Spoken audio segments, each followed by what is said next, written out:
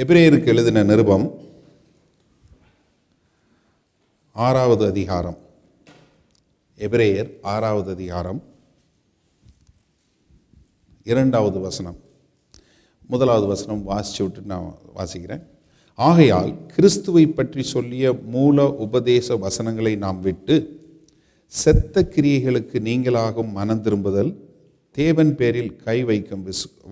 பேரில் வைக்கும் விசுவாசம், ஸ்நானங்களுக்கு அடுத்த உபதேசம், கைகளை வைக்குதல், மரித்தோரின் உயிர்த்தெழுதல், நித்திய நியாய தீர்ப்பு என்பவைகளாகிய அஸ்திபாரத்தை மறுபடியும் போடாமல் பூரணராகும்படி கடந்து போவோமாக. நீங்கள் ஆங்கில வேகத்தில் பார்த்தீங்கன்னா let us go into perfection. நம்ம என்ன பூரணராகும்படி கடந்து போவோமாக. அதாவது நம்ம வாழ்க்கையில் நம்ம வாழக்கூடிய இந்த மாம்சமான வாழ்க்கை ஆவிக்குரிய அபிஷேகத்தினால ஒரு பூரணமாக வாழ வேண்டிய ஒரு அவசியத்தில் இருக்கிறோம். இன்றைக்கு நமக்கு ஒரு மாம்ச பிரகாரமாக ஒரு கஷ்டம் இருக்குதுன்னு வைங்களேன், நம்ம அதை குறித்து எவ்வளோ வியாகுலப்பட்டு கஷ்டப்பட்டு, ஆண்டவரே எனக்கு இந்த கடன் தொல்லை போகணும், இல்லை எனக்கு உங்கள் வேலையில் ஒரு கஷ்டம் இருந்தால் நீங்கள் எவ்வளோ கஷ்டப்பட்டு எத்தனிச்சு நீங்கள் எவ்வளோ தூரம் ஜெபம் பண்ணுறீங்க. அதாவது உங்களால் உங்களுடைய மாம்ச பிரகாரமான வாழ்க்கையில் ஒரு பிரச்சனைன்னா உங்களால் என்ன பண்ண முடியல, நீங்கள் அதே நிலைமையில் இருக்கிறீங்கன்னு வைங்க. அப்போ உங்களால் என்ன பண்ண முடியல, அதை ஒற்றுக்கொள்ள முடிவதில்லை. நீங்கள் என்ன பண்ணுறீங்க, எப்படியாச்சும் நான் மாறணும். நீங்கள் ஒரு வேலையில் போய் சேர்றீங்க, ஒரு வேலையில் சேர்ந்து ஒரு 10 வருஷம் வேலை பார்க்குறீங்க, இல்லை 20 வருஷம் வேலை பார்க்குறீங்க, உங்களுக்கு ஒரு ப்ரொமோஷனே வரலை. நல்லா யோசிங்க, உங்களுக்கு ஒரு ப்ரொமோஷன் வரல, ஒன்றும் வரலைன்னா நீங்கள் எப்படி சந்தோஷமாக இருப்பீங்களா? எவ்வளவு கஷ்டப்படுவீங்க யோசிச்சு பாருங்கள். என்ன ஆச்சு, நான் எவ்வளோ வேலை செய்கிறேன், எனக்கு ஒரு இது வரமாட்டேங்குது, அது வரமாட்டேங்குது. அதாவது நீங்கள் என்ன உங்களுக்கு கொடுக்கப்பட்ட ஒரு காரியத்தில் நீங்கள் செய்யக்கூடியதில் ஒரு வேலை நடக்கலைன்னா நீங்கள் ரொம்ப கஷ்டப்பட்டு எப்படியாச்சும் எனக்கு இது மாறணும் அப்படின்னு சொல்லி, இல்லை உங்கள் பிள்ளைகளை பள்ளிக்கூடத்துக்கு அனுப்புகிறீங்க. உங்கள் பிள்ளை பள்ளிக்கூடத்துக்கு போகுது, இயர் 5க்கு போகுது, இல்லை இயர் 1க்கு போகுது.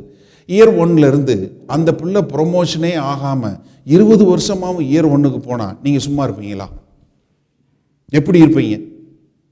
இல்லை உங்கள் பிள்ளை பிறந்த புதுசில் உங்கள் பிள்ளை பாட்டில் பால் குடிக்குது, இன்னமும் 20 வருஷம் ஆனதுக்கப்புறமும் பால் குடிச்சிட்டு இருந்தால் நீங்கள் எப்படி இருப்பீங்க? யோசிச்சு பாருங்கள். ஐயோ இது சரியில்லை, மோசம் அப்படின்னு சொல்லக்கூடிய அளவுக்கு நீங்கள் எவ்வளவு தூரம் எப்படியாவது என் பிள்ளை மாறணும், நான் மாறணும் அப்படின்னு சொல்லி நம்ம எவ்வளோ பிரயச்சித்தப்படுவோம், எவ்வளவு கஷ்டப்பட்டு எப்படியாவது இது வரணும்னு சொல்லி.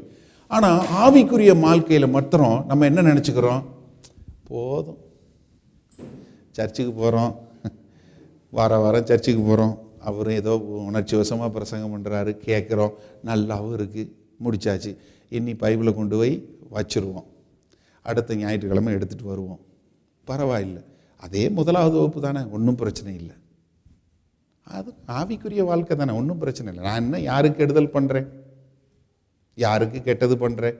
நான் எல்லாருக்கும் நல்லது செய்யணும்னு நினைக்கிறேன்.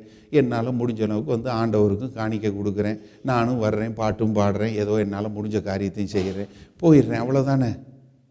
யோசிச்சு பாருங்கள். நீங்கள் என்னைக்கு என்னுடைய ஆவிக்குரிய வாழ்க்கையில் நான் ஏன் இன்னும் முன்னேறாமல் இருக்கிறேன்? உங்களுக்கு ஏன் அந்த டிஸ்கண்டென்ட்மெண்ட் வரமாட்டேங்குது? அதே இது ஒரு மாம்ச பிரகாரமாக உங்கள் வேலையில் ஒரு சம்பளத்தை வெட்டிட்டாங்க, இல்லை உங்களுக்கு சம்பளம் கொடுக்கலன்னா உங்களால் சும்மா இருக்க முடியுமா? யோசிச்சு பாருங்கள். நீங்கள் ஒரு மாதம் வேலைக்கு போகிறீங்க, ஒரு மாதம் வேலைக்கு போய் உங்களுக்கு சம்பளமே கொடுக்கல, அப்படியே வச்சுருக்காங்க, நீங்கள் என்ன நினைப்பீங்க?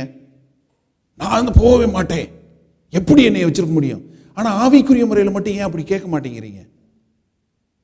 யோசிச்சு பாருங்க. ஏன்னா பூரணமாக வேண்டும் என்றால் நீங்கள் படிப்படியாக முன்னேறி கொண்டே வர வேண்டும். அந்த படிப்படியாக முன்னேறி நீங்கள் என்ன வரணும், கிறிஸ்துவை போல உங்கள் வாழ்க்கை மாற வேண்டும். அதுதான் பூரணர் ஆகிறது. அது எப்படி பாஸ்டர் கிறிஸ்துவை போல மாற முடியும்? முடியாது, இல்லைன்னு சொல்லலை. எப்போ முடியும்? ஒன்று நீங்கள் செத்தா ஆயிடுவீங்க, இல்லைன்னா அவர் வந்துட்டாருன்னா ஆயிடுவோம். ஆனால் அதுக்கு முன்னாடி வரைக்கும் என்னென்னா, நம்ம இந்த பரிசுத்த பாதையில் நாம் கடந்து செல்லும் போது நம்ம என்ன வரணும், பூரணராகுவதற்கு நம்ம முயற்சி பண்ணி கொண்டே வர வேண்டும். ஏன்னா பூரணமாவதற்கு முயற்சி பண்ணலைன்னா அந்த பூரணமாகக்கூடிய நம்ம ப்ரெஸ் ஆன் பண்ணி நம்மளுடைய பாதையில் நம்ம அடிமேல் அடி எடுத்து வைத்து முன்னேறவில்லை என்றால் நம்மளுடைய வாழ்க்கை பிரயோஜனமான வாழ்க்கை இல்லை. ஏன்னா மாம்ச பிரகாரமாக நீங்கள் யோசிச்சு பாருங்க, உங்கள் ஸ்கூலுக்கு பிள்ளை அனுப்புகிறதா இருக்கட்டும், பிள்ளை படித்து பாஸ் ஆகி டிகிரி வாங்கிட்டு வந்து வேலைக்கு போகலைன்னா உங்களுக்கால எப்படி இருக்கும்? இவ்வளோ காலம் பள்ளிக்கூடத்துக்கு அனுப்பிச்சு படிக்கவே இல்லை, படிக்க வைக்கலை, ஒன்று பிள்ளை பாஸே ஆகலைன்னா எப்படி இருக்கும்? அதே போல் நீங்கள் ஒரு வேலைக்கு சேர்றீங்க, வேலைக்கு சேரும்போது ஒரு அசிஸ்டண்ட்டாவோ ஒரு கிளர்க்காவோ சேர்றீங்க, ரிட்டையர் ஆகிற வரைக்கும் அப்படியே இருந்தீங்கன்னா எப்படி இருக்கும்? சிந்திச்சு பாருங்கள். ஆனால் ஆவிக்குரிய முறையில் மட்டும் என்னைக்கு வந்து சேரில் உட்காந்தீங்களோ அதே மாதிரி சர்ச்சில் அப்படியே உட்காந்துட்டே இருக்கிறீங்களே, எப்படி? யோசிச்சு பாருங்க. நீங்கள் உங்களை கேள்வி கேட்டிருக்கீங்களா, ஏன் ஆண்டவரே என்னுடைய வாழ்க்கை மாற மாட்டேங்குது, நான் ஏன் இன்னும் இப்படியே உட்கார்ந்துருக்கிறேன், ஏன் என்னை கிறிஸ்துவ போல மாற்ற மாட்டேங்கிறீங்க அப்படின்னு ஏன் கேட்க மாட்டேங்கிறீங்க? அந்த உந்துதல் வரவில்லை என்றால் உங்களுடைய ஆவிக்குரிய முறையில் நீங்கள் முன்னேற முடியாது. ஏன்னா இந்த 6வது அதிகாரத்தில் 1வது வசனம் ஆரம்பிக்கும் போது என்னன்னு வருது? ஆகையால். எதனால்? முன்னாடி பாருங்க, 5வது அதிகாரத்தில் பாருங்க, 12வது வசனம் பாருங்க. காலத்தை பார்த்தால் என்ன? போதகராய் இருக்க வேண்டிய உங்களுக்கு தேவனுடைய, இது ரொம்ப சத்தம் ஜாஸ்தி இருக்குன்னு நினைக்கிறேன், தேவனுடைய என்ன இருக்கு? உங்களுக்கு தேவனுடைய வாக்கியங்களின் மூல உபதேசங்களை, என்ன போதகராயிருக்க வேண்டிய உனக்கு என்ன சொல்லிக் கொடுக்க வேண்டியிருக்கு? இன்னும் அடிப்படையை சொல்லிக் கொடுக்க வேண்டியிருக்கு. யோசிச்சு பாருங்க. போதகராக இருக்க வேண்டிய உங்களுக்கு, இது ரொம்ப டூ மச்சு. நான் வந்தேன், சர்ச்சுக்கு வந்தோம் போனோம், ஏதோ ஆசீர்வாதம் சொல்லி அனுப்பிங்களா, அதை விட்டுட்டு என்னையே போய் போதகராக இருக்க வேண்டிய ஆளுன்னு. நல்ல வசனத்தை வாசிச்சு பாருங்க. வசனம் என்ன சொல்லுது?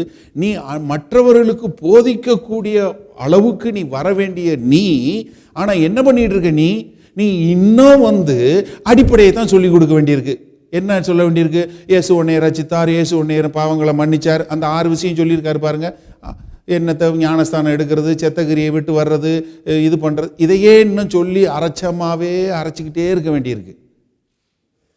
ஏன்னா நீ போதகராக வர வேண்டிய அளவுக்கு உள்ள ஆள், நீ இன்னும் உட்காந்து மூல உபதேசத்தை சொல்லி கொடுக்க வேண்டியிருக்கு. என்ன ஒரு கொடுமை யோசிச்சு பாருங்க. இன்னும் நிறைய பேருக்கு ஞானஸ்தானத்தை எடுத்துக்கிட்டிங்கன்னா அதில் நிறைய குழப்பம் இருக்குது. அது என்ன? அடிப்படை மூல உபதேசம். இன்னும் அதை விட்டே வெளியே வரல, நீங்கள் எப்படி பெரிய அளவுக்கு போய் போகிறீங்க? யோசிச்சு பாருங்க. அடிப்படை மூல உபதேசங்களை வந்து நீ இன்னும் உனக்கு சொல்லிக்க வேண்டியிருக்கு. நீ பலமான ஆகாரத்தை அல்ல பாலை உண்ணத்தக்கவராய் உள்ளீர்கள். பால் குடிக்கிறது யார் குடிப்பா? சின்ன பிள்ளைங்க, குழந்தைங்க தான் குடிக்கும். இப்போ நீங்கள் என்ன பண்ணுறோங்க? சர்ச்சில் வந்து என்ன பண்ணுறோம்? உங்களுக்கு பால் தான் கொடுக்குறோம். பிரச்சனை என்னென்னா பால் தான். நீங்கள் என்னைக்கு நீங்களாக உட்காந்து பைபிள் எடுத்து ஆண்டவரோடு பேசி, ஆண்டவர் எனக்கு இதை சொன்னார், நான் ஆண்டவரோடு இருக்கிறேன், ஆண்டவர் எனக்கு இந்த காரியங்களை சொல்லி கொடுக்குறாருன்னு சொல்லாமல் நீங்கள் என்னைக்கு வந்து எப்போவுமே இந்த செகண்ட் ஹேண்ட் இன்ஃபர்மேஷனில் வாழ்ந்துக்கிட்டு இருந்தீங்கன்னா நீங்கள் பால் தான் குடிக்கிறீங்க. கருப்பு கலர் மாடு பச்சை கலர் புல்லை சாப்பிட்டு வெள்ளை கலர் பால் குடிக்குது. எதுக்குமே சம்மந்தமே கிடையாது. இப்போ நான் உங்களுக்கு போதிக்கிறது என்ன? நான் எடுத்து சாப்பிட்டுட்டு நான் டைஜஸ்ட், இப்போ நம்ம தாய்மார்கள் இருக்குன்னா நல்லா ஈஸியாக புரிஞ்சு கொள்ள முடியும். நீங்கள் வந்து இறைச்சி சாப்பிட்லாம், மீன் சாப்பிட்லாம், மரக்கறி சாப்பிட்லாம், ஆனால் பிள்ளைக்கு நீங்கள் என்னவா கொடுக்குறீங்க? கொடுக்கும்போது என்னவா மாறிடுது? அது பாலாக தான் போகுது. மரக்கறியாக போகிறதில்ல, சிக்கனாக போகிறதில்ல, இறைச்சியாக போகிறதில்ல. காரணம் என்ன? நீங்கள் அதை சாப்பிட்டு அதை டைஜஸ்ட் பண்ணி அதிலிருந்து பால் உற்பத்தி பண்ணி உங்கள் பிள்ளைக்கு பால் கொடுக்குறீங்க. இப்போ போதிக்கிறவர் என்ன பண்ணுறாரு? அவர் எடுத்து வேதவசனத்தை வாசித்து அது ஆண்டவர் அவருக்கு என்ன சொல்கிறாருன்னு சொல்லி இது பண்ணி உங்களுக்கு சொல்லி கொடுக்குறாரு. இது ஒரு வகையான காரியம். ஆனால் உங்களுடைய வளர்ச்சி எதில் இருக்கணும்? நீங்கள் இப்போ என்ன சாப்பிட்டுட்டு இருக்கணும்?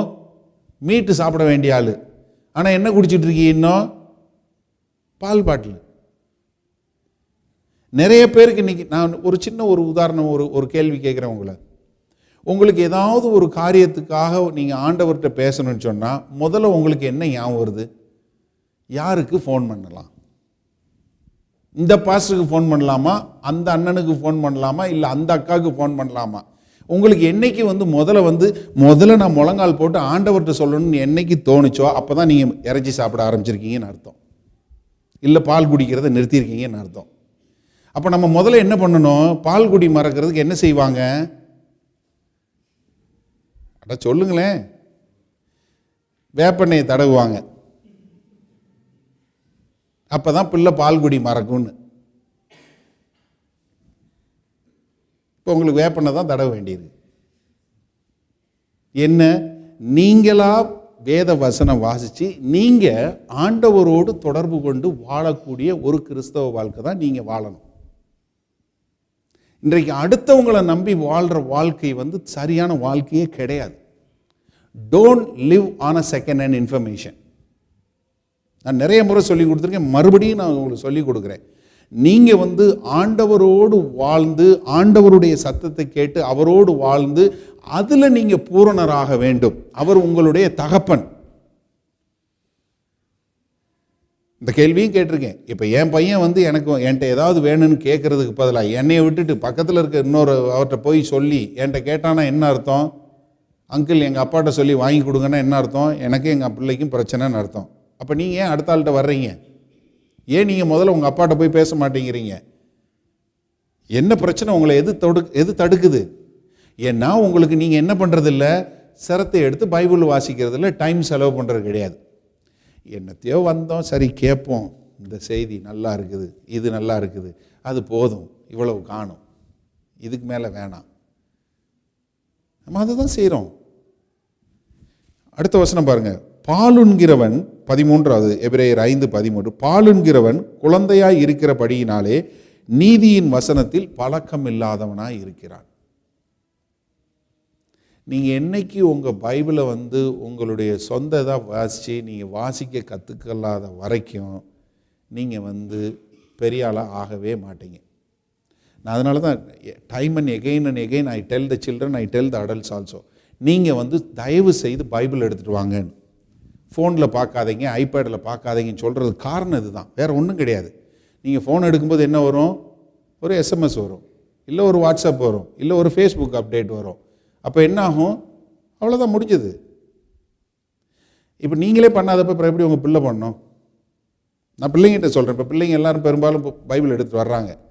இனி பிள்ளைங்க தான் அப்பாட்ட சொல்ல வேணும் போல இருக்குது. தயவு செய்து பைபிள் எடுத்துகிட்டு வாங்க. ஏன்னா நீதியின் வசனத்தில் தேறினவராக இருக்க வேண்டும். அப்போ பாலுங்கிறவன் பால் சாப்பிட்டுட்டே இருந்தீங்கன்னா என்ன அர்த்தம்? உங்களுக்கு இன்னும் செமிக்கக்கூடிய பகுதிகள் இன்னும் வரலை, உங்களுக்கு இன்னும் பல்லு வளரலை, ஏன்னா கடித்து சாப்பிட முடியல, உங்களுக்கு இன்னும் செமிக்கக்கூடிய காரியங்கள் இன்னும் வரலைன்னா தான் நீங்கள் என்ன பண்ணுவீங்க? பால் குடிப்பீங்க. அப்போ நீங்கள் இன்னும் பால் குடிக்கிறவங்களாவே இருந்தீங்கன்னா அப்போ என்ன ஆயிரப்போகுது? நீங்கள் பெரிய ஆள் ஆக முடியாது. இப்போ பாருங்களேன், 1 கொரிந்தியர் 13வது அதிகாரத்தில் 1 கொரிந்தியர் 13:11 அப்போஸ்தலனாகிய பவுல் சொல்கிறது பாருங்கள். நான் குழந்தையாய் இருந்தபோது குழந்தையை பேசினேன், குழந்தையைப் போல சிந்தித்தேன், குழந்தையைப் போல யோசித்தேன். நான் புருஷனான போதோ குழந்தைக்கேற்றவைகளை ஒழித்து விட்டேன். சின்ன பிள்ளை போல, குழந்தைய போல சிந்திக்கிறது, குழந்தைய போல கேட்கறது, குழந்தைய போல வாழ்றது. என்ன செய்யும் குழந்தை? பசிச்சா அழும், கக்கா போனா அழும், என்ன வலிச்சா அழுகும், என்ன செஞ்சாலும் என்ன செய்யும்? அழுகும். இன்னைக்கு கிறிஸ்தவத்தில் என்ன? அதே தான். எது கேட்டாலும் ஒரு அழுக. ஆண்டவரே என்னுடைய அடியனுடைய சத்தத்தை கேட்க மாட்டீங்களா? பாஸ்டர் எனக்கு ப்ரே பண்ணுங்க, இங்கே நோவு, அந்த நோவு, எனக்கு இந்த பிரச்சனை, அந்த பிரச்சனை, பாஸ்டர் ஜெபம் பண்ணுங்க. நம்ம பாஸ்டர்ஸும் என்ன பண்ணுறாங்க? இது சொல்லலைன்னா பாவம், ஜெபம் பண்ணலைன்னா கோச்சிக்கிற போகிறான் அப்படின்னு சொல்லி, வாராச்சா இந்தா மாடு கண்ணுக்குட்டி போட்டுருச்சா அதுக்கும் ஜெபம், நீ சைக்கிள் வாங்கினியா அதுக்கும் ஜெபம், கார் வாங்கினியா அதுக்கும் ஜெபம், இது வாங்கினியா அதுக்கு, எல்லாத்துக்கும் ஜெபத்தை பண்ணி என்ன பாஸ்டர்ஸ் என்ன பண்ணிட்டாங்க? அங்கே முன்னாடி கோயிலில் பூசாரிகிட்ட போய் கொடுத்தான், இப்போ இங்கே பாஸ்டர்கிட்ட கொடுக்குறான். அவ்வளோதான் வித்தியாசம், வேறு ஒன்றும் கிடையாது. நான் தயவு செஞ்சு யோசிச்சு பாருங்கள். அங்கே தேங்காய் பழம் வாங்கிட்டு போய் பூசாரிகிட்ட கொடுத்தீங்க, பூசாரி எடுத்துகிட்டு போய் உள்ளே உடச்சி ஓகே நீ போயிட்டு வான்னு நெத்தியில் ஒன்று தடவி விட்டு போனார். இப்போ நீங்கள் என்ன பண்ணுறீங்க? தேங்காய் பழத்துக்கு பதிலாக பைபிள் எடுத்துகிட்டு வர்றீங்க. பைபிள் எடுத்துகிட்டு பாஸ்டர்கிட்ட தலையை கொடுக்க வேண்டியது. ஜெபம் பண்ணுங்க பாஸ்டர், ஓகே கர்த்தர் உங்களை ஆசீர்வதிப்பார், நீங்கள் இடம் கொள்ளாமல் பெருகுவீர்கள், நீ வாழாகாமல் தலையாவாய், போகிலும் வரத்திலும் நீ ஆசீர்வாதமாக இருப்பாய், போயிட்டு வாப்பா, ஓகே சரி அடுத்த வாரம் மறுபடியும் பைபிள் எடுத்துகிட்டு வா, பாஸ்டர் கால் நோவு, ஓகே கால் வலியெல்லாம் போங்க சாமி, ஆமாம் ஓகே ரைட்டு. அடுத்த வாரம் இடுப்பில் நோவு. அங்கே வர வர தேங்காய் உடைச்சிங்க, இங்கே வர வர தலையை கொடுக்குறீங்க, அவ்வளோதான் வித்தியாசம். யோசிச்சு பாருங்க. சரி, உங்களுக்கு எப்படின்னா குழந்தைய போல சிந்திக்கிறீங்கன்னா அப்போ உங்கள் சிந்தையில் மாறுதல் வர வேண்டும். நான் யாரு? ஆண்டவரோட பிள்ளை. நானும் ஆண்டவர் எப்பவும் தொடர்பில் வாழ முடியும். நான் அவரோட பிள்ளை. நான் அவர் கூட எனக்கும் அவருக்கும் உறவு பலப்பட்டு பரிசுத்த ஆவியினால நான் கிறிஸ்துவை போல வாழ வேண்டும்ங்கிற சிந்தை வந்தா தான் நீங்க இதுல இருந்து மாறுவீங்க. ஏன்னா குழந்தைக்கேற்றவைகளை நான் ஒழித்து விட்டேன். அப்போ உங்க சிந்தையில் என்ன வரணும்? நான் கொடுங்க கொடுங்க கொடுங்க கொடுங்கன்றதை விட்டுட்டு நான் எப்படி கிறிஸ்துவை போல வாழ முடியும்? என்ன நோக்கத்திற்காக ஆண்டவர் அழைத்திருக்கிறார்? நான் எதற்காக இந்த பூமியில் இருக்கிறேன்? எப்படி நான் கிறிஸ்துவை என்னுடைய வாழ்க்கையில் பிரதிபலிக்க முடியும்? அப்போ நான் பூரணர் ஆகணும்னா முதல்ல நீங்க எப்படி சரீர பிரகாரமா வளர்ந்தீங்களோ ஆவியிலையும் வளரணும். சரீர பிரகாரமா வளர்றதுக்கு என்ன பண்ணீங்க? முதல்ல பால். அடுத்து என்ன? நம்ம தாய் குளங்கள்லாம் போட்டு மிக்சியில் போட்டு அடிக்கிறது. அடித்து சாப்பிடு சாப்பிடு. நான் நிறைய சொல்லி கொடுத்துருக்கேன். நம்ம என்னமோ நம்ம தான் பிள்ளைங்க வளர்க்குற மாதிரி. அது இந்த தமிழ் சமுதாயத்தில் உள்ள பிள்ளைங்க இப்போ தாய்மாருங்க இருக்கிறாங்க பாருங்கள். பிள்ளைய சாப்பிடு சாப்பிடு சாப்பிடு சாப்பிடுன்னு ஓட விட்டு பிள்ளை இப்படி செஞ்சாதான் அண்ணன் சாப்பிடுவான், இல்லைன்னா அவன் சாப்பிடவே மாட்டான்னு. பசிச்சா சாப்பிடும் பிள்ளை. அவங்க அடித்து அடித்து கொடுப்போம். சரி, அது கொஞ்சம் பிசைஞ்சு கொடுத்தோம். அடுத்து என்ன பண்ணுறது? இன்னும் கொஞ்சம் மரக்கறி, கொஞ்சம் சைவம், இந்த மாதிரி இதில் ஊட்டி வருது. அதுக்கப்புறம் கொஞ்சம் நல்லது. அதுக்கப்புறம் இன்னும் பிள்ளை உங்கள் பின்னாடி வருதா? 15 வயசாச்சு, 19 வயசாச்சு, இன்னும் நீங்கள் ஊட்டி விட்டுட்ருக்கீங்களா? இன்னும் நீங்கள் மிக்சியில் போட்டு அடிக்கிறீங்களா? கிடையாது. தானாக சாப்பிட பழகிறது. ஆவிக்குரிய முறையில் நீங்கள் வர்றீங்க. வரும்போது முதல்ல உங்களுக்கு தெரியறதில்ல. உங்களை எடுத்து பிள்ளைகளை போல் எடுத்து கழுவி குளிப்பாட்டி சரி பண்ணி, ராஜா இதுதான் உனக்கு ஆண்டவர், உனக்கு ஒரு அப்பா இருக்கிறார், நீ அவர்கிட்ட வா, இது போல் கிறிஸ்துவை போல் மாறு இப்படின்னு சொல்லி கொடுக்குறோம். நீங்கள் வர வர என்ன வரணும்? அடுத்து கொஞ்சம் இது சாப்பிட ஆரம்பிக்கணும். அதுக்கப்புறம் என்ன? நீங்களே சாப்பிட்டு நீங்களே வளர ஆரம்பிக்கணும். ஆனால் என்ன பண்ணுறதில்ல? அந்த குழந்தை விக்கையில ஒழிக்கிறதே இல்லை. நான் இப்படியே இருக்கிறேன் கேட்டால் இயேசு கிறிஸ்துவை போல என்ன நேற்றும் இன்றும் என்றும் மாறுவதே இல்லை, நான் எப்போதும் பால் குடித்து கொண்டே இருப்பேன். அது கிடையாது. நீங்கள் பூரணமாக வேண்டும். நீங்கள் வாழ்க்கையில் முன்னுக்கு வர வேண்டும். எப்படி? நீங்கள் என்னன்னா குழந்தைக்கேற்றவைகளை ஒழித்து விட்டு ஒரு தேறின புருஷன் போல என்னென்ன காரியங்கள் செய்யுமோ அது செய்யக்கூடிய ஒரு ஆட்களாக நீங்கள் மாற வேண்டும். அப்போ என்னன்னா, நம்ம பரிசுத்த பாதையில் நாம் செல்லும் போது பரிசுத்த ஆவியினால் அபிஷேகம் பெற்று நம்ம வாழ்க்கையில் முன்னேறும் போது என்ன வரணும்னா, நீங்கள் கிறிஸ்துவை போல மாறக்கூடிய ஒரு காரியங்களை நீங்கள் பார்க்க வேண்டும். உங்களுடைய வாழ்க்கையில் கிறிஸ்துவை போல காரியங்கள் காண வேண்டும். அப்படி இருந்தால் தான் நீங்கள் மாற முடியும். அதனால தான் இங்கே எபிரேயர் 5வது அதிகாரம் 12வது வசனம் 13வது வசனம், பாலுன்கிறவன் குழந்தையாய் இருக்கிறபடினால் நீதியின் வசனத்தில் பழக்கமில்லாத இருக்கிறான். பலமான ஆகாரமானது நன்மை தீமை என்னதென்று பயிற்சியினால் பகுத்தறிக்க முயற்சி செய்யும் ஞானேந்திரி உடையவளாகிய பூரண வயதுள்ளவர்களுக்கே தகும்.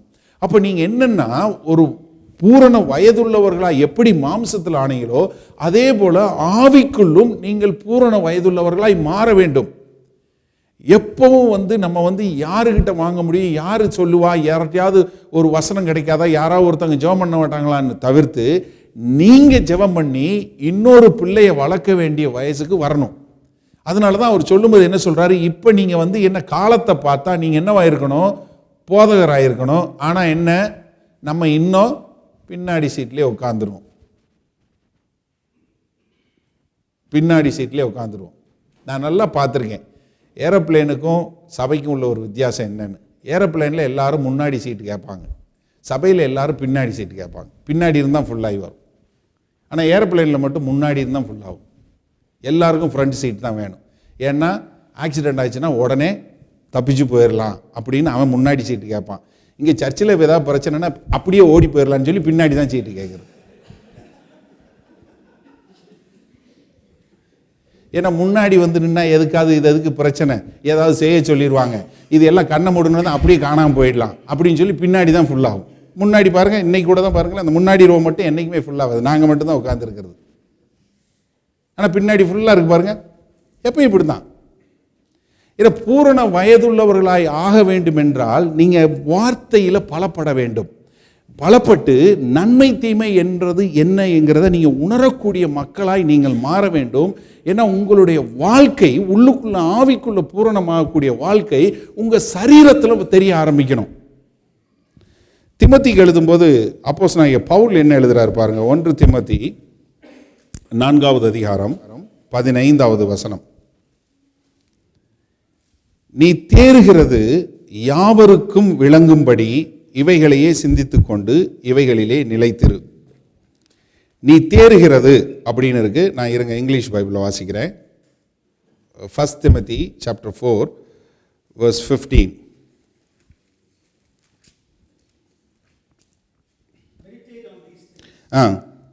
Give yourself entirely to them, that your progress may be evident to all. Your progress may be evident to all.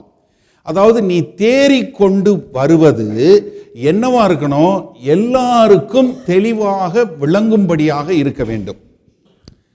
Evidence, எவிடன்ஸுங்கிறது என்ன? ஒரு குற்றம் நடந்துருச்சுன்னா அந்த குற்றத்துக்கு ஆதாரமாக இருக்கிறது தான் எவிடன்ஸ்ன்னு சொல்லக்கூடியது. ஒரு கொலை நடந்துருச்சு, இல்லை ஒருத்தன் துப்பாக்கியால் சுட்டுட்டான்னா அந்த துப்பாக்கி இல்லை அந்த குண்டு அந்த கத்தி, அதுதான் வந்து எவிடன்ஸ். இப்போ என்ன சொல்கிறாரு இந்த இடத்துல, நீங்கள் தேறிக்கொண்டு வருவது, அதாவது நீங்கள் வந்து வாழ்க்கையில் பூரணமாகி கொண்டு வருவது மற்றவர்களுக்கு எப்படி இருக்கணுமா, ஒரு ஆதாரமாக இருக்க வேண்டுமா. நல்லா கவனிங்க. இப்போ நீங்கள் வந்து ஒரு வாழ்க்கையில் முன்னுக்கொண்டு, அதாவது ஆவிக்குரிய வாழ்க்கையில் நீங்கள் முன்னேறி பூரணமாய் வருவது என்பது மற்றவர்களுக்கு தெரிய வேண்டும். என்ன அது வந்து எப்படி தெரியணும், பாருடா நேற்று தான் வந்தான், இன்னைக்கு என்ன அருமையாக மாறிட்டான் பாருங்க அப்படின்னு சொல்லக்கூடிய அளவுக்கு மற்றவர்களுக்கு இது வந்து என்னவா தெரியணும், ஒரு ஆதாரமாக தெரிய வேண்டும். இப்போ நீங்கள் யோசிங்களேன், நம்ம வந்து ஒரு பரிசுத்த பாதையில் போகிறோம். ஒரு பாதையில் போகும்போது நீங்கள் முன்னாடி போய் கொண்டு இருக்கிறீங்க. நீங்கள் இன்றைக்கி வந்து ஒரு உங்களுடைய பயணத்தை தொடங்கியிருக்கீங்க. உங்கள் பயணத்தை தொடங்கும்போது நீங்கள் வந்து முதல் கிலோமீட்டரில் இருக்கிறீங்கன்னு வைங்களேன், உங்களுக்கு பின்னாடி வர்றவங்கள நீங்கள் பார்க்க முடியும், உங்களுக்கு முன்னாடி போகிறவங்கள பார்க்க முடியும். நீங்கள் இப்படி திரும்பி பார்த்தீங்கன்னா பின்னாடி இருக்கவங்கள பார்க்க முடியும், முன்னாடி பார்த்தீங்கன்னா முன்னாடி போகிறவங்கள பார்க்க முடியும். ஆனால் இது என்ன சொல்கிறாரு, ரொம்ப எவிடன்ஸாக தெரியும்னு. இது நமக்கு இன்னும் கொஞ்சம் நல்லா புரிஞ்சுக்கணும்னா, நம்ம மலை ஏறுறோன்னு வச்சுவாங்க. ஏன்னா மலைக்கு மேலே ஆண்டவர் இருக்கிறாரு, அது கிறிஸ்தவத்தினுடைய பரிபூர்ணம். நம்ம மலை அடிவாரத்திலிருந்து தொடங்குகிறோம். இப்போ நீங்கள் கிளைம் பண்ணி மேலே ஏறி போய் கொண்டே இருக்கிறீங்க. இப்போது ஒரு வருஷம் ஏறி நீங்கள் வந்து ஒரு மலையில் வந்து 1 கிலோமீட்டர் ஏறிட்டீங்க. அப்போ நீங்கள் யாரையாவது ஓவர்டேக் பண்ணி போனீங்கன்னா தெரியுமா தெரியாதா? கண்டிப்பாக தெரியும். இப்போ உங்களை ஒருத்தர் ஓவர்டேக் பண்ணி போகிறார். நல்லா கவனிங்க. இப்போ நீங்கள் நிற்கிறீங்க, உங்களை ஒருத்தர் ஓவர்டேக் பண்ணி போகிறார். ஒரு 2 வருஷம் கழித்து நீங்கள் போகும்போது அவர் அங்கே கீழே விழுந்து கிடக்கிறார், நீங்கள் ஓவர்டேக் பண்ணி போயிட்டீங்க. தெரியுமா தெரியாதா? நல்லா தெரியும். அப்போ நீங்கள் வந்து உங்களுடைய கிறிஸ்தவத்தில் நீங்கள் கிறிஸ்துவை போல மாறிக்கொண்டு வந்து நீங்கள் போகக்கூடிய பாதையில் யாராவது ஒருவர் விழுந்து கிடந்தாலோ இல்லை யார் இருந்தாலும் உங்களுக்கு தெரியும். கூட நடந்து வர்றவங்களுக்கு தெரியும். பார்க்கும்போது இவரை பார்த்தா கிறிஸ்துவ போல வந்து கொண்டே இருக்கிறார், இவரை பார்க்கும்போது எனக்கு கிறிஸ்து கூட இருக்கிறது போல தோணும். அப்படி ஒவ்வொருவருக்கும் இது தெரிய வேண்டும். அவர் என்ன சொல்கிறாரு அப்போஸ்தலனாகிய பவுல், நீ விளங்கும்படி இவைகளே சிந்தித்து கொண்டு இவைகளிலே நிலைத்திரு. இன்னைக்கு நம்ம சிந்தனை பூரா எதை குறிச்சிருக்கு யோசிச்சு பாருங்க. உங்கள் சிந்தனை பூரா என்னவா இருக்கு? உங்கள் சிந்தனை எல்லாம் இந்த மாதம் எப்படி மார்ட்கேஜ் கட்டுறது, இல்லை பில் எப்படி கட்டுறது, இல்லை வேலையில் என்ன பண்ணுறது, இதை என்ன பண்ணுறது, அதை என்ன பண்ணுறது. உங்கள் சிந்தை எங்கேக்கு பரலோக சிந்தையாக மாறும்? எப்படி பரலோக சிந்தையாக மாறும்? நம்மளுடைய சிந்தை எதை குறித்திருக்கு நீங்கள் யோசிச்சு பாருங்க. கொலோசையர் 3வது அதிகாரத்தில் முதல் 3 வசனங்க பாருங்களேன். கொலோசையர் 3வது அதிகாரம், கொஞ்சம் பக்கம் திருப்பினீங்கனாலே வந்துடும். பக்கம் 277, 3வது அதிகாரத்தில் பாருங்க. நீங்கள் கிறிஸ்துவுடன் கூட எழுந்தது உண்டானால் கிறிஸ்து தேவனுடைய வலது பாரசத்தில் வீற்றிருக்கும் இடத்தில் உள்ள மேலானவைகளை தேடுங்கள். எங்க உள்ளதை தேட சொல்லியிருக்கிறாரு? கிறிஸ்து தேவனுடைய வலது பாரசத்தில் இருக்கிறார்னா அந்த மேலான காரியங்களை நீங்கள் தேடுங்கள். பூமியில் உள்ளவைகளை அல்ல. எதை தேடணும் எதை தேடக்கூடாதுன்னு சொல்லி கொடுத்துட்டாரு. ஆனால் நம்ம எதை தேடுறோம்? மாற்றி தான் தேடுவோம். ஏன்னா எதை செய்யாதுன்னு சொன்னால் அதைத்தான் சின்ன பிள்ளை செய்யும். நம்ம ஆவிக்குரிய முறையில் இன்னும் சின்ன பிள்ளையாவே இருக்கிறதுனால நம்மளும் அதை தான் செய்கிறோம். நல்லா கவனிங்க. உங்கள் பிள்ளைகிட்ட போய் சொல்லுங்க, இந்த சேனலை மட்டும் போடாதன்னு. அந்த பிள்ளை என்ன பண்ணும்? அதைத்தான் போடும். உங்ககிட்ட வந்து பூமியில் உள்ளதை தேடாதீங்கன்னா நீங்கள் எதை தேடுவீங்க? அதைத்தான் தேடுவீங்க. ஏன்னா நீங்கள் இன்னும் ஆவிக்குரிய முறையில் சின்ன பிள்ளையாக தான் இருக்கிறீங்க. ஏன்னா நீங்கள் பூமியில் உள்ளவைகள் அல்ல மேலானவைகளையே தேடுங்கள். ஏனென்றால் நீங்கள் மரித்தீர்கள், உங்கள் ஜீவன் கிறிஸ்துவுடனே தேவனுக்குள் மறைந்திருக்கிறது. அப்போ நீங்கள் தேட வேண்டியது என்னவா இருக்கணும்? ஆண்டவருக்கான காரியங்களா, பரலோக ராஜ்யத்துக்குரிய காரியங்களா இருக்கணும். அப்போஸ்தலனாகிய பவுல் வாழ்க்கையிலிருந்து ஒரு காரியத்தை காட்டுறேன். 2 கொரிந்தியர்களின் நிருபம் 2 கொரிந்தியர் 11வது அதிகாரத்தில் அவர் படக்கூடிய பாடுகளை குறித்து இங்கே சொல்றார். நீங்கள் பாருங்க, 2 கொரிந்தியர் 11வது அதிகாரம் 23 பாருங்க. அதாவது அவர் வந்து நிறைய காரியங்கள் அனுபவிச்சிருக்கிறாரு. இந்த காரியங்களை குறித்து சொல்லும்போது சொல்றாரு பாருங்க. பக்கம் 254, 2 கொரிந்தியர் 11:23. அவர்கள் கிறிஸ்துவின் ஊழியக்காரரா? நான் அதிகம் புத்தியினராய் பேசுகிறேன். நான் அதிகமாய் பிரயாசப்பட்டவன், அதிகமாய் அடிக்கப்பட்டவன், அதிகமாய் காவலில் வைக்கப்பட்டவன், அநேக தரம் மரண அவதியில் அகப்பட்டவன். யூதர்களால் 1 குறைய 40 அடியாக 5 தரம் அடிபட்டேன். 3 தரம் மிலாறுகளால் அடிபட்டேன். 1 தரம் கல்லறியுண்டேன். 3 தரம் கப்பர் சேதத்தில் இருந்தேன். கடலிலே ஒரு ராப்பகல் முழுவதும் போக்கினேன்.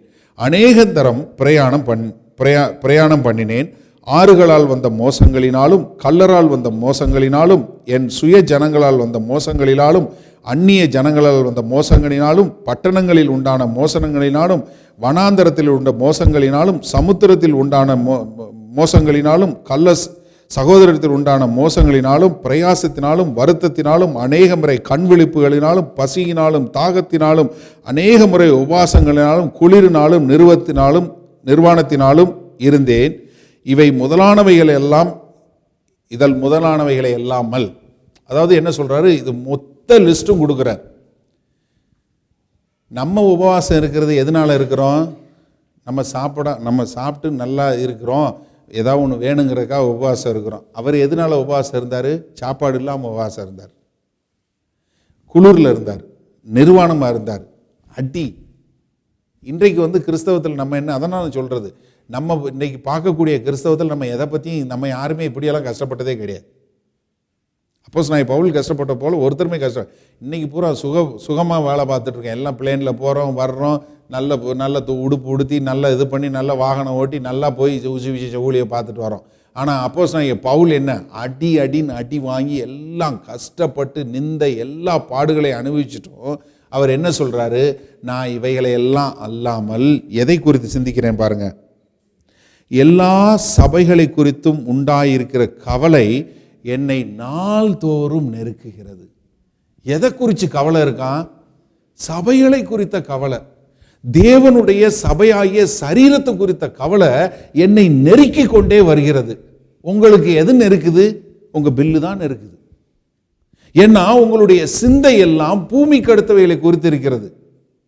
ஏன்னா பரலோகத்துக்குரிய காரியங்களை நீங்கள் சிந்திக்கும் போது தான், நான் ஆண்டவர் முன்னாடி போய் நிற்க போகிறேன், நான் ஆண்டவருக்கு கணக்கு கொடுக்க வேண்டும். அவர் எனக்கு கொடுத்த காரியங்களை நான் எப்படி செய்தேன், நான் பிரயாசப்பட்டு ஆண்டவருக்காய் வாழ்ந்தேன் என்று நீங்கள் உங்கள் ஆண்டவர் முன்னாடி கணக்கு கொடுக்கணும். அப்போ நீங்கள் வாழக்கூடிய வாழ்க்கை என்னவா இருக்கணும்? நான் மேலானவைகளை சிந்திக்க வேண்டும். நான் மேலானவைகளை சிந்தித்தா என்னுடைய பயணம் எப்படி இருக்கும்? மேலானவைகளை குறித்து இருக்கும், கீழானவைகளை குறித்து இருக்காது. அதனால தான் கடைசி எழுதின நிருபம், அவர் எழுதின நிருபம் பிலிப்பியர் 3வது அதிகாரத்தில் சொல்லும்போது அவர் சொல்றாரு பாருங்க. பிலிப்பியர் 3வது அதிகாரம் 11வது வசனம், அவருக்காக எல்லாவற்றையும் நஷ்டம் என்று விட்டேன், குப்பையுமாக எண்ணுகிறேன். நான் அடைந்தாயிற்று அல்லது முற்றிலும் தேறினவனானேன் என்று எண்ணாமல், கிறிஸ்து இயேசுவினால் எதற்காக நான் பிடிக்கப்பட்டேனோ அதை நான் பிடித்து கொள்ளும்படி ஆசையாய் தொடர்கிறேன். என்ன, ஆண்டவர் என்னை எதற்காக பிடித்து கொண்டாரோ அந்த பிடியை பிடித்து கொண்டு நான் கிறிஸ்துவை போல மாற வேண்டும். நான் பண்ணின எல்லா காரியமும் என்ன, குப்பை சமானம். நான் ஆண்டவரை மாற்று தான் தெரிந்து கொள்ள வேண்டும். நீங்கள் வீட்டில் எடுத்து போய் வாசிச்சு பாருங்கள். பிலிப்பியர் 3வது அதிகாரம் 4வது அதிகாரம். நான் பரிசேயன், நான் 8வது நாள் ஆண்டவர்கிட்ட ஒப்பு கொடுக்கப்பட்டேன். நான் ஆண்டவருக்கு முன்னாடி எந்த ஒரு குற்றமும் இல்லாத அளவுக்கு ஒரு பரிசுத்தமான வாழ்க்கை வாழ்ந்தேன் அப்படின்னு சொல்லி எல்லாம் சொல்லிட்டு என்ன சொல்றாரு, இவையெல்லாம் என்னன்னு நினைக்கிறேன், குப்பை.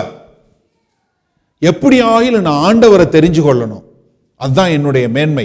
அது மாத்திரமில்ல, நான் என்னன்னோ பூரணமாக வேண்டும் என்று அவர் என்னை பிடித்து கொண்டார். எதுக்காக? பரிசுத்த ஆவியானவருடைய ஒரே குறிக்கோள் என்ன, பரிசுத்த ஆவியானவர் நம்மளை எதற்காக நம்ம மேல வந்தாரு? நம்ம நவமான பாஷை பேசுறோம், இது காரியங்கள் செய்கிறோம், அது வேற விஷயம். ஆனால் அவருடைய ஒரு நோக்கம் என்ன, உங்களையும் என்னையும் கிறிஸ்துவை போல மாற்றுவது தான் பரிசுத்த ஆவியினுடைய அபிஷேகம். அந்த பரிசுத்த ஆவியானவர் என்னை எப்படி மாற்றணும், கிறிஸ்துவை போல மாற்ற வேண்டும். அந்த கிறிஸ்துவை போல மாற்றுவதற்கு நான் என்ன செய்ய வேண்டும், அவர் என்னை பிடித்து கொண்டார், அந்த பிடியை நான் விட்டுவிடாதபடி நான் எப்படியாவது பூரணப்பட வேண்டும், நான் எப்படியாவது கிறிஸ்துவை போல மாற வேண்டும். என்னுடைய நடவடிக்கையில், என்னுடைய செயல்கள், என்னுடைய சிந்தை எல்லாமே என்னவா மாறணும், நான் கிறிஸ்துவை போல மாற வேண்டும். ஏன்னா 1 கொரிந்தியர் 2வது அதிகாரத்தினுடைய கடைசி வசனம் என்ன சொல்லுது, எமக்கோ கிறிஸ்துவின் சிந்தை இருக்கிறது. அப்போ ஒரு சிந்தை எப்படி மாற வேண்டும், நான் எவ்வளவுதான் பாடுபட்டாலும், எவ்வளவுதான் அடிபட்டாலும், எவ்வளவுதான் காரியம் பண்ணாலும் நான் அதை பற்றி கவலைப்படலை. நான் எதை பற்றி கவலைப்படுறேன், சபையை குறித்து கவலைப்படுறேன், தேவனுடைய சபையை குறித்து கவலைப்படுறேன். என்னுடைய கவலை என்னை நாள்தோறும் எது நெருக்குது, என்னை என்ன போக வைக்குது, அவருடைய சபையை குறித்தது. ஏன்னா ஆண்டவருடைய சரீரமாகிய சபையை எடுத்துக்கொள்வதற்காக மணவாளனாகிய கிறிஸ்து வரப்போகிறார். அப்போ அந்த மணவாட்டியை தயார் செய்வது என்னுடைய பொறுப்பு. அதுக்காக நான் அந்த சபையை குறித்து என்னுடைய என்ன இருக்குது, நாள்தோறும் அந்த கவலைமாய் என்னை நெருக்குது. எப்படியாவது நான் இந்த மணவாட்டியாகிய சபையை நான் ஒரு பரிசுத்தமாய், அதோ வரப்போகிற மணவாளனுக்காய் நான் ஆயத்தப்படுத்த வேண்டும் என்று அவனை நாள்தோறும் நெருக்கி அவர் அந்த காரியத்தை குறித்து தான் இது பண்றாரு. அப்போ நீங்களும் நானும் எதை குறித்து நம்ம கவலை நெருக்குது, எதை குறித்து நம்ம யோசிக்கிறோம். அவர் மறுபடியும் சொல்றாரு பாருங்க, சகோதரரே, 13வது வசனம் பாருங்க, பிலிப்பியர் 3:10, சகோதரரே, அதை பிடித்து கொண்டேன் என்று நான் எண்ணுகிறதில்லை, ஒன்று செய்கிறேன், பின்னானவைகளை மறந்து முன்னானவைகளை நாடி கிறிஸ்து இயேசுவுக்குள் தேவன் அழைத்த பரம அழைப்பின் பந்தய பொருளுக்காக இலக்கை தூக்கி ஓடுகிறேன். பின்னானவைகளை மறந்து, நிறைய பேர்த்துல நம்ம என்ன சொல்றோம்னா, பின்னானவைகளை எல்லாவற்றையும் மறந்துருன்னா நம்ம என்ன நினைச்சிடறோம், பின்னானவைகள்னு உடனே நம்ம வாழ்க்கையில் நடந்த மோசமான காரியத்தை நடந்துடும். அது மாத்திரம் இல்லை, நன்மையான காரியத்தையும் மறந்துடும். நம்ம என்ன செஞ்சோங்கிறத மறந்துட்டு நம்ம என்ன பண்ணணும், நமக்கு முன்னாடி வைக்கப்பட்டிருக்கிற ஓட்டத்தை நோக்கி ஓடணும். நமக்கு முன்னாடி என்ன ஒரு ஓட்டம் வச்சிருக்கு, நம்ம எதற்காக அழைக்கப்பட்டோம், அந்த பரம அழைப்பின் பந்தய பொருளுக்காக. ஐயா, நீங்களும் நானும் அழைக்கப்பட்டிருக்கிறோம். ஒரு பரம அழைப்பு நமக்கு கொடுக்கப்பட்டிருக்கிறது. மேலானவைகளை சிந்தித்து மேலானவைகளை நாடுங்கள். அப்பொழுது ஆண்டவருக்கான காரியத்தை தேடி நீங்கள் பண்ணும்போது என்ன பண்ணுவீங்க, மேலானவைகளை நோக்கி போகும்போது நீங்கள் பூரணப்பட்டு கொண்டு வருவீர்கள். அதனால தான் நான் பூரணப்பட்டாயிற்று என்று எண்ணவில்லை. நான் என்ன பண்ணுறேன், எல்லாத்தையும் மறந்துட்டேன். என் மூலம் ஆண்டவர் செய்த நன்மையான காரியங்கள், என் மூலம் ஆண்டவர் செய்த கிரியை உருவாக்கின சபைகள், ஆண்டவர் என்னை கொண்டு உருவாக்கின. ஏன்னா அப்போஸ்தலனாகிய பவுலை ரொம்ப வல்லமை ஆண்டவர் உபயோகப்படுத்தினார். அவர் என்ன சொல்றார், நான் எல்லாத்தையும் மறந்துட்டேன். என்ன இன்னைக்கு என்னத்தை நான் ஸ்டார்ட் பண்ணணும், நான் இன்றைக்கு எப்படி தொடங்கணும், அதை போல நான் தொடங்கி ஓடிக்கொண்டு இருக்கிறேன். ஏன்னா நமக்கு பிரச்சனை என்ன தெரியுமா, நம்ம பக்கத்தில் உள்ளவங்களை பார்க்கறது தான். நம்ம யாரை பார்க்கறது, நல்ல வேலை இவங்கள மாதிரி இல்லை, நான் நல்லவனாக்கும், நான் பரிசுத்த ஆள், அவங்கள பாரு உழுதுட்டாங்க, நான் அப்படி இல்லை. இதுதான் பிரச்சனை. நீங்கள் ஏன் பரம அழைப்பை நோக்கி ஓடுறதில்லை, நீங்கள் ஏன் உங்களுடைய ஆவிக்குரிய வாழ்க்கையில் முன்னேற்றம் இல்லாததுக்கு போகிறதுக்கு காரணம் என்ன தெரியுமா, நீங்கள் பக்கத்தில் ஆளுங்களை பார்க்கறது தான். அவங்கள பார்த்து நீங்கள் நியாயம் தீர்க்கிறது. தயவு செய்து நன்றாக புரிஞ்சு கொள்ளுங்க. நம்ம ஓடக்கூடிய ஓட்டத்தில் ஒரு சிலர் கீழே விழலாம், ஒரு சிலர் இதில் விழலாம். ஆனால் என்ன வருதுன்னா அது அவனுக்கும் ஆண்டவருக்கும் உள்ளது. பைபிள் ரொம்ப தெளிவாக சொல்லுது. ஆனால் நம்ம என்ன செய்யணும்னா பக்கத்தில் உள்ள ஆளை பார்த்து நம்ம நியாயம் தீர்க்கக்கூடாது. மத்தேயு 7வது அதிகாரத்தில் முதல் 6 வசனங்களை குறித்து பார்த்தீங்கன்னா நியாய தீர்க்கிறத பற்றி ஆண்டவர் அழகாக சொல்லி கொடுக்குறார். அப்போஸ்தலனாகிய பவுல் சொல்கிறாரு, என்ன நீ அடுத்தவனுடைய வேலைக்காரனை நீ நியாயம் தீர்க்க வேணாம். எல்லாரும் யாருக்கு கணக்கு கொடுக்கணும்? ஆண்டவர் கணக்கு கொடுக்கணும். ஆனால் நம்ம என்ன பண்ணுவோம்? அப்படின்னு பார்த்துருவோம். ஒரு ஆளை இவரெல்லாம் அவரெல்லாம், உங்களுக்கு அந்த அதிகாரத்தை கொடுக்கல. தயவு செய்து நீங்கள் உங்களுடைய பரிசுத்த வாழ்க்கையில் நீங்கள் கிறிஸ்துவை போல வாழ வேண்டும், மாற வேண்டும் என்றால் ஒருவரையும் உதாசீனப்படுத்தாதீர்கள். நான் ஏற்கனவே சொல்லி கொடுத்துருக்கேன்.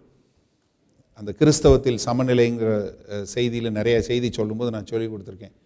ஒரு பரிசுத்தவானுக்கும் ஒரு பாவத்தில் உள்ளவனுக்கும் உள்ள ஒரு வித்தியாசம் என்னென்னா, பன்னிக்கும் பூனைக்கும் உள்ள வித்தியாசம்தான். என்னதான் கழுவி ஞாயிற்றுக்கிழமை கழுவி வச்சாலும் திங்கக்கிழமை அது சாக்கடையில் போய் விழும். அது பன்னி. ஆனால் பூனை அப்படி கிடையாது. சாக்கடையில் விழுந்தா வந்த மாத்திரத்தில் உடனே எலும்பி உதறி போட்டு நக்கும். எல்லா பக்கமும் நக்கி நக்கி நக்கி எல்லாத்தையும் அது தன்னைத்தானே சுத்தம் பண்ணிக்கொள்ளும். ஆனால் பன்னி அடுத்த ஆள் தான் கழுவணும். நீங்கள் என்ன தான் ஷாம்பு போடுங்க, சோப்பு போடுங்க, பெர்ஃப்யூம் அடிங்க, எல்லாம் அடிங்க, எல்லாம் அடித்து அடுத்து எங்கே போகும்? நேராக அப்படின்னு கலட்டி விட்ட மாத்திரத்தில் சபையிலேருந்து நேராக போய் தொப்புக்கடின்னு உள்ளே விழுந்துடும். அதில் சந்தோஷமாக இருக்கும். ஆனால் பூனை அப்படி இல்லை, விழும். ஏன்னா அந்த பூரணமாகிறதுல கிறிஸ்துவை போல மாறுவதில் நீங்கள் சில வேளைகளில் you may fail, it's okay. ஆனால் அதே தப்பில் மறுபடியும் விழாதீங்க. உடனே எழும்பி ஆண்டவரே சுத்தம் பண்ணிக்கிறேன் என்னைய. நீங்கள் உங்களை நீங்களே நியாயம் தீர்க்கணும். பக்கத்தில் உள்ளவங்களை இல்லை, உங்கள் வீட்டில் உள்ளவங்களை இல்லை, உங்கள் சபையில் உள்ளவங்களை இல்லை.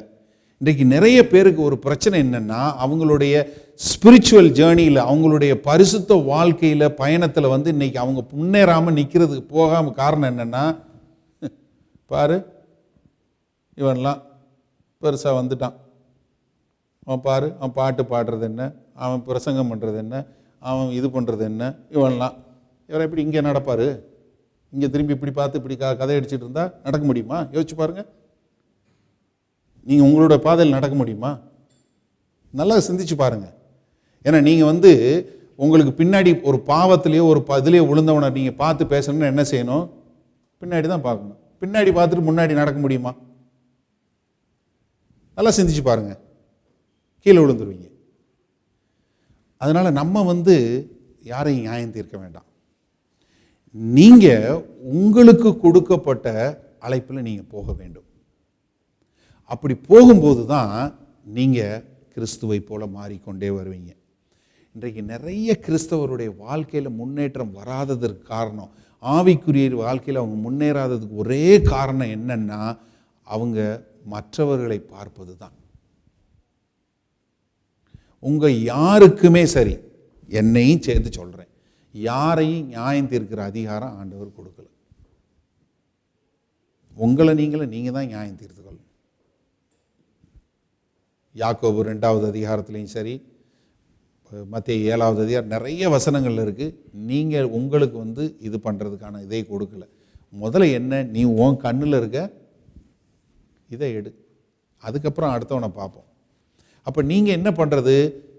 நம்ம அடுத்தவங்கள உதாசீனமாக பார்க்கறது. அந்த பார்க்குறத விட்டுட்டு நம்மளுடைய ஓட்ட பந்தயத்தில் எனக்கு அழைக்கப்பட்ட அழைப்பில் நான் போக வேண்டும் என்றால் நான் எப்படி போக வேண்டும்? அதற்கு எனக்கு ஆண்டவர் என்ன உதவி செய்வார்? நான் எப்படி என்னுடைய வாழ்க்கையை நான் சரியாக்கி நான் அந்த பரிசுத்த பாதையில் கிறிஸ்துவை போல நான் மாறுவது?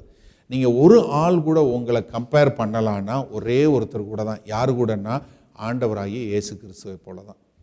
நீ ஏதாவது செஞ்சீங்கன்னா, யாரையாவது நீ நல்லவனா கெட்டவனா நீ யோசிக்கணும்னா, கிறிஸ்துவை போல இருக்கிறனா அப்படின்னு யோசிச்சிங்கன்னா அது பெட்டர்.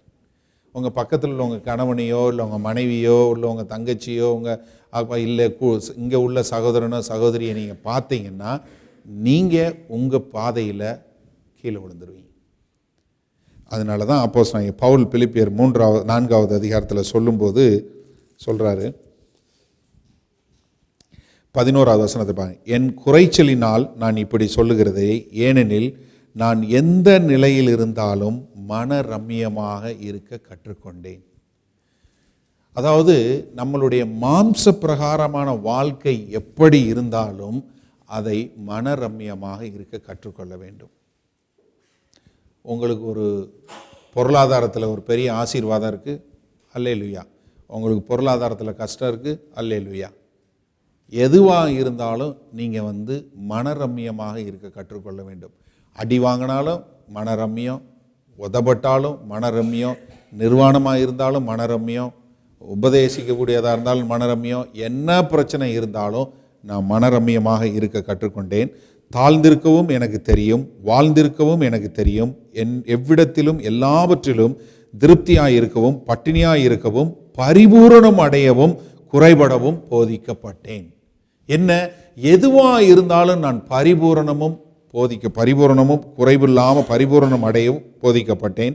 என்னை பலப்படுத்துகிற கிறிஸ்துவினாலே எல்லாவற்றையும் செய்ய எனக்கு பலன் உண்டு.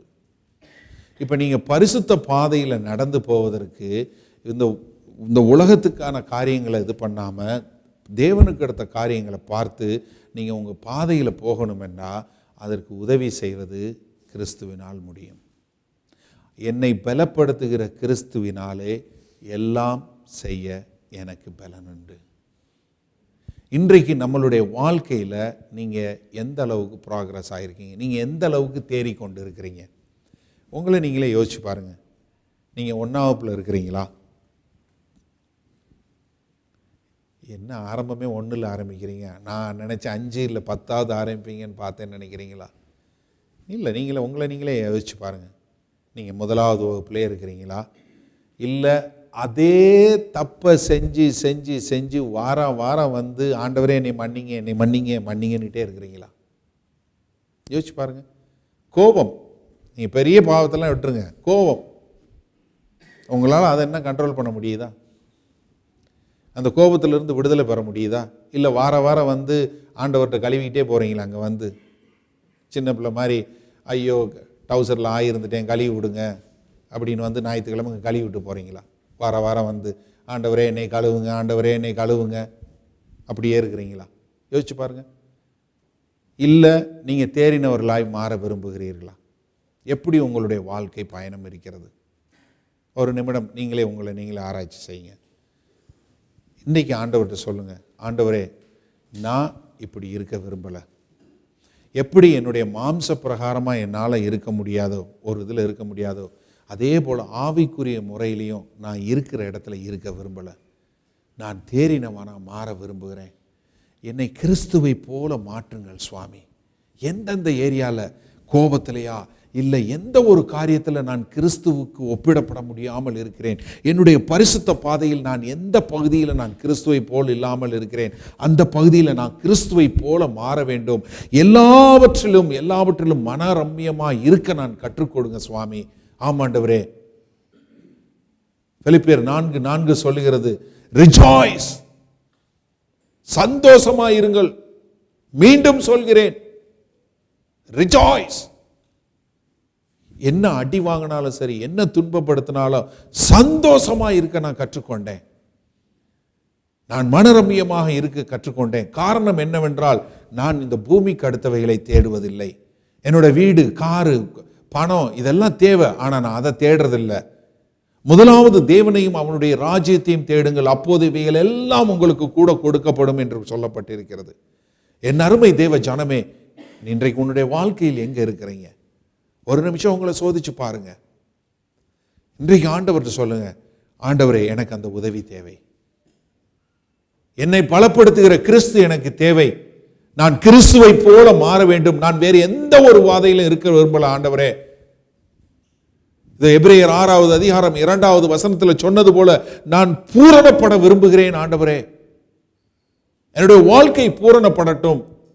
நான் ஒரு தேறினவனாக, என்னை காண்பவர்கள் கிறிஸ்துவை காணட்டும், என்னுடைய கணவன் என்ன கிறிஸ்துவை காணட்டும், என்னுடைய மனைவி எனக்குள் உள்ள கிறிஸ்துவை காணட்டும், என்னுடைய பிள்ளைகள் கிறிஸ்துவை காணட்டும், என்னுடைய சகோதர சகோதரிகள் கிறிஸ்துவை காணட்டும், நான் செல்கிற வேலையிலே என்னை பார்த்து கிறிஸ்துவை காணட்டும், நான் கதைக்கிற ஒவ்வொரு கதையிலையும் கிறிஸ்துவை காணக்கூடியதாய் என்னுடைய வாழ்க்கையை மாற்றுங்கள் சுவாமி.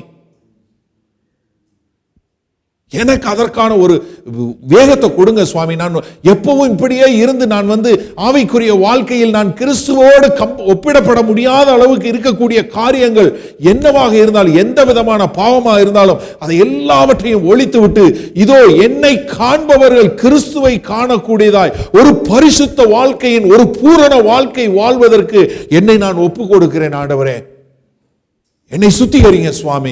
இதோ இன்று முதல் நான் யாரை குறித்தும் பார்க்காமல், நான் பின்னானவைகள் எல்லாவற்றையும் மறந்து, நான் செய்த நன்மையான காரியங்கள், தீமையான காரியங்கள், பாவங்கள் எல்லாவற்றையும் மறந்து, இன்று முதல் நான் ஒரு புது மனிதனாய், ஒரு புது பாதையை நான் இன்று முதல் அந்த பரிசுத்த ஸ்தலத்தை நோக்கி நடக்கக்கூடியவனாய், அந்த மலை ஏறுகிறவனாய், அந்த பரிசுத்த பாதையில் நடக்கக்கூடியவனாய் என்னுடைய பயணத்தை தொடங்க எனக்கு கிருபை தாருங்க சுவாமி.